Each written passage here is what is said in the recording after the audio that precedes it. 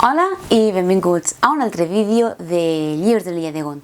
Jo sóc Roser i així parlem de literatura de fantasia i ciència-ficció.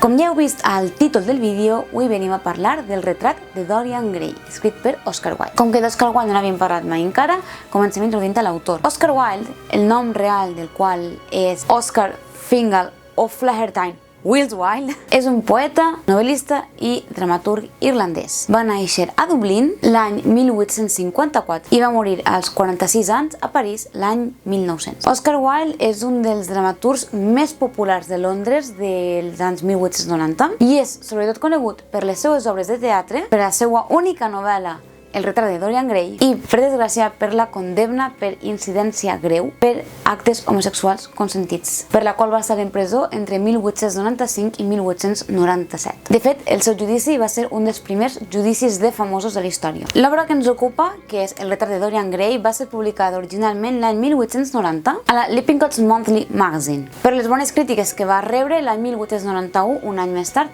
es va publicar una edició revisada i ampliada per Oscar Wilde per la Ward, Lock and Company. Llavors, de què tracta el retrat de Dorian Gray? Quina és la sinopsi, quina és la història que ens narra? Tot comença amb una conversa entre Basil, que és un pintor, i Lord Henry, el qual li parla d'una bellesa extraordinària d'un tal Dorian Gray. Basil s'interessa molt i decideix intentar o proposar-li a Dorian Gray de pintar-li un retrat. Li ha d'insistir molt fins que Dorian Gray finalment accepta que li pinti aquest retrat i durant les sessions, la sessió en la qual el pinta, tenen una llarga conversa molt filosòfica i en la qual parlen de la bellesa i sobretot Basil insisteix molt en el tema de que la bellesa és efímera. Una vegada s'acaba del retrat, a Dorian Gray li agrada tant aquell retrat, realment veu que ell és guapíssim, que llavors li entra aquella por de perdre la bellesa, de reflexionar d'aquella conversa que ha tingut i li entra un pànic i un terror a un dia perdre aquella bellesa i per tant fa una espècie de pacte amb el dimoni. No fa realment un pacte amb el dimoni perquè no se li apareix ningú, però com a que demana que ell no vol envellir mai i que siga el quadre el que envellisca. A partir d'aquest moment entrem en la part més sobrenatural de la història i és que diguem que l'ànima de Dorian comença a enfosquir-se i comença a, en nom del benefici propi i en nom de la bellesa, comença a realitzar actes bastant cruels. El que passa és que ell no canvia, però per cada acte cruel que fa, el seu quadre comença a enfosquir-se i a fer-se més lleig. A més de que ell no envelleix, sinó que és el quadre el que envelleix. Arriba un moment en què li fa tanta por que algú descobrisca el seu secret que amaga el quadre completament, intentant oblidar-se de l'existència del quadre i oblidar-se de tot. Però l'acaba consumint la follia per la por i la enveja de la resta de la gent, la por perquè si algú acaba descobrint el seu secret i per tant acaba tornant-se completament boig i acaba destruint el quadre i per tant destruint-se a si mateixa. Tot al llarg del llibre tenim una sèrie de reflexions molt filosòfiques on se'ns parla sobretot de la bellesa i la importància de la bellesa i és que per a Oscar Wilde la bellesa era el més important.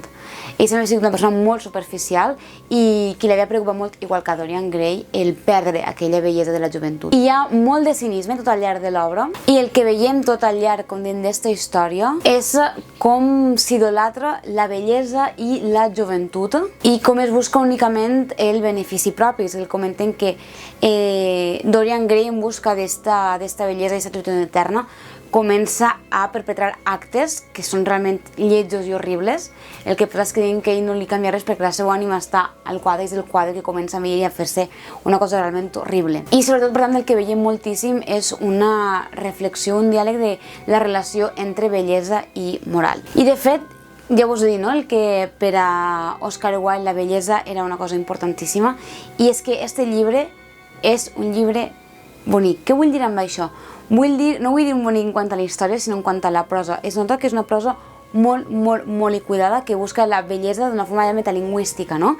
Buscava la bellesa en el llibre, buscava la bellesa en les paraules. Llavors nota una història molt fluida, malgrat ser molt filosòfica, malgrat ser molt de diàlegs i reflexions, com vos deia, sobre la moral, l'ètica, el buscar el benefici propi, la generositat, la bellesa, la no bellesa, la importància i el poder de la bellesa i la joventut. La forma com està escrita realment és molt bonica. Jo he de dir que aquest llibre em va impactar moltíssim quan s'ha d'enfrontar Dorian amb el seu quadre, quan és tan lleig. Recordo que em va fer moltíssima impressió perquè realment era una cosa lletja. I tal com està descrit et fa sentir repulsió per aquell quadre i angúnia. Jo de fet este llibre el coneixia però no m'ha interessat mai fins que no vaig veure la pel·lícula, que per cert tenim dues adaptacions de Dorian Gray. Una és de l'any 1970, dirigida per Massimo Dallamaro i protagonitzada per Helmut Berger com a Dorian. Esa no és la que jo vaig veure, la pel·lícula que vaig veure va ser l'adaptació de l'any 2009, dirigida per Oliver Parker i amb Ben Barnes com a Dorian. Ben Barnes també va donar vida al príncep Caspian de Nàrnia.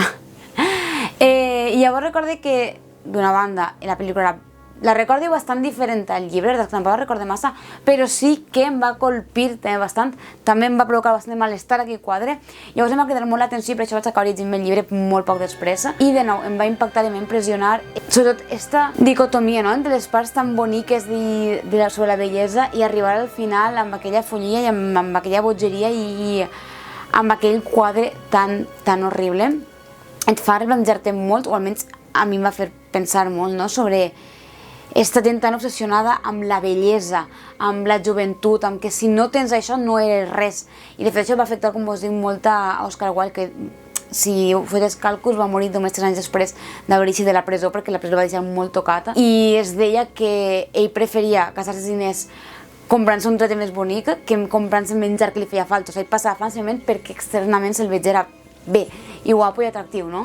I per desgràcia avui n'hi ha encara molta gent per la qual la bellesa ho és tot, no? I és interessant, no?, com en aquest llibre es tracta de ho és tot, però com l'ànima en realitat és tan lletja, no? Llavors ens fa, no?, per reflexionar de què és més important, ser bonic per fora, no?, o ser bonic per dins, diguem. I de nou, crec que malgrat tenir tantes reflexions o tenir aquest tot tan filosòfic, que és interessant també el fet que a tu com a lector et faig reflexionar sobre com de falsa és aquesta bellesa externa quan l'autor realment creia en aquesta bellesa externa més que no la bellesa interna. I el que estava comentant, que no sé si ho acabo de dir la veritat perquè m'he anat entre meus pensaments, és que malgrat ser un llibre tan filosòfic, amb més de reflexions, no és un llibre que es faci pesat, no és un llibre que es faci dur de llegir, sobretot perquè crec que tu vols saber com avança i veure com deteriora el personatge, veure tot allò que fa, et fa estar també enganxat a les pàgines, et fa voler saber com acaba i què li està passant al quadre i que acabarà tornant-se boig, no?